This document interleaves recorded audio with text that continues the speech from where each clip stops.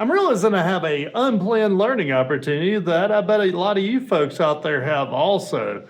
We went through some videos on how to wire a basic motor starter and how to test motors and determine if they're good or bad. And we got talking about that we needed to be monitoring and knowing the known good values so that we could determine when we need to alarm for a motor going bad.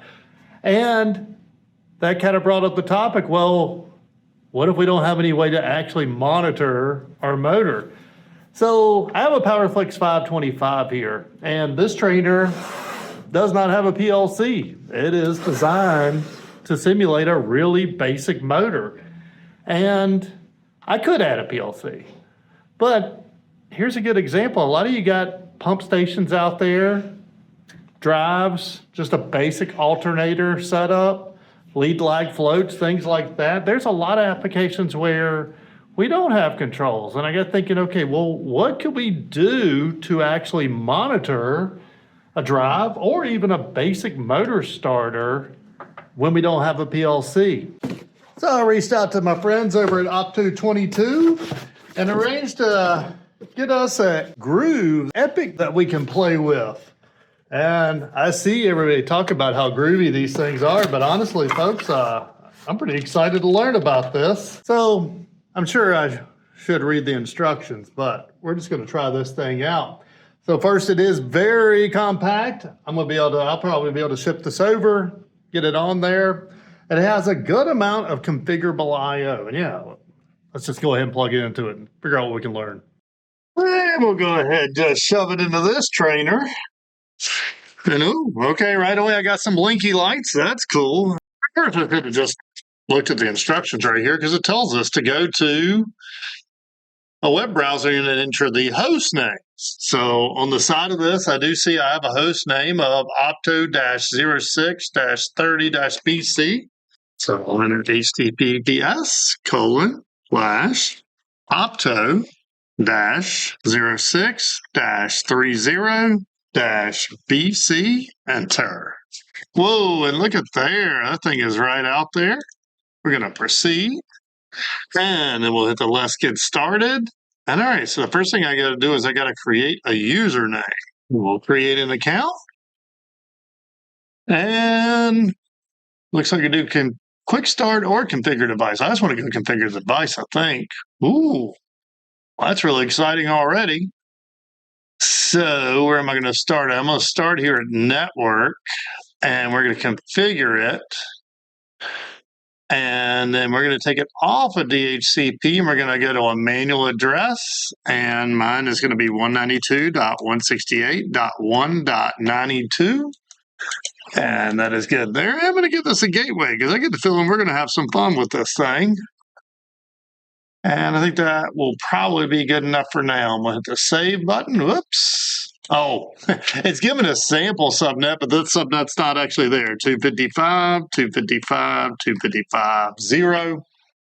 And we can hit the save button. And we'll click OK.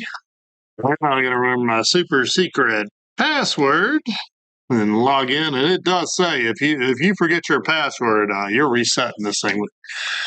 But all right, I'm not going to go through all of the items in here today. We're not actually going to do a lot, but I just want to point out some things I'm really curious about that I think could be advantageous to a lot of us. So first of all is the I/O here, and I'm just going to click on 0, and I'm going to hit that channel. Oops, I got to hit the configure button up here, I guess. This is actually my first time driving with this, folks. But all right, our channel type here is every input is configurable for a tremendous variety of options, from a lot of analog signals to even your basic digital inputs. Now, I say basic digital input. This is actually the one that I was watching a video a few weeks ago, and I'm like, ooh, that's kind of exciting. As while this is just a basic digital input, it has this feature right here. And if we click it, we can configure it. So we can use this as a counter. We could use it as a frequency. But I think the one that I'm really going to be curious about is this on-time totalizer.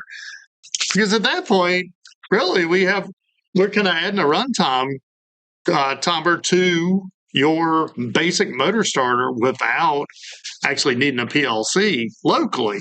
So inside of this, you can do some really cool stuff. Now, in the end, we're going to throw it up on ignition and everything, but that is one of the things that's really exciting me about this. There is up here on the channel type, if I select a 4 to 20 milliamp, one, we can do auto scaling built in, which is cool. We can also add, let's see, I think it's down here under value. Yeah, so we can have it log the maximum and the minimum value, which can be really advantageous on a lot of applications where, I mean, our should be between these two numbers, but we feel in the middle of the night something crazy's happening. Either we're pegging the amps on something, or maybe a tank's going completely low. So a lot of cool local things. Now, I've got a lot to learn here because the big thing that everybody's talking, and I shouldn't even say it's the latest and greatest. A lot of you are already doing it. You probably can teach me better. Is I'm going to use this as an opportunity to learn about Node-RED. And I don't want to dig too far into the Node-RED editor right now, but it didn't look too difficult to get to.